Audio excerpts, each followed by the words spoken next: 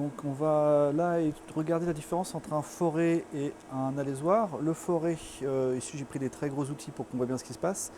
Le forêt coupe sur toute cette longueur, toute cette arête là, donc c'est une très grande arête. Et donc on peut percer en pleine matière. Alors naturellement j'ai pris un gros forêt. Avant d'utiliser ce four-là, il faudra d'abord augmenter la taille du trou petit à petit.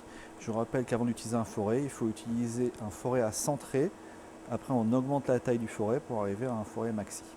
Un forêt donne une qualité de trou de H13. Donc attention, c'est pas une qualité qui est exceptionnelle, hein. Ça correspond à 2-3 dixièmes d'erreur. Si vous voulez une très bonne qualité avec un outil qui ressemble à un forêt mais qui n'est pas du tout un forêt, c'est un alésoir. L'alésoir, en fait, vous voyez, il est plat devant, donc il ne coupe pas du tout. Donc avant d'utiliser cet alésoir-là, il va falloir utiliser des forêts pour agrandir le trou. L'alésoir va permettre de faire une finition et vous voyez ici, il va travailler uniquement sur le petit chanfrein que vous avez là. Donc il enlève très très peu de matière. Avant d'utiliser un chanfrein, avant d'utiliser un alésoir, pardon, il va falloir donc faire des trous aux forêts pour avoir une dimension minimale. Un alésoir donne une qualité entre H7 et H8.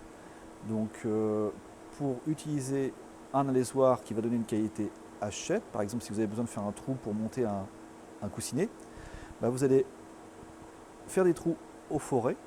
Et avant de commencer à faire les trous aux forêts, vous allez faire des trous, enfin un pointage pour faire un tout petit cône pour positionner votre forêt.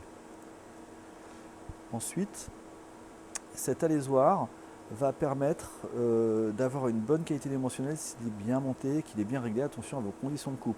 Il va calibrer sur cette partie-là votre trou pour avoir la dimension souhaitée qui permet de faire le montage de votre coussinet.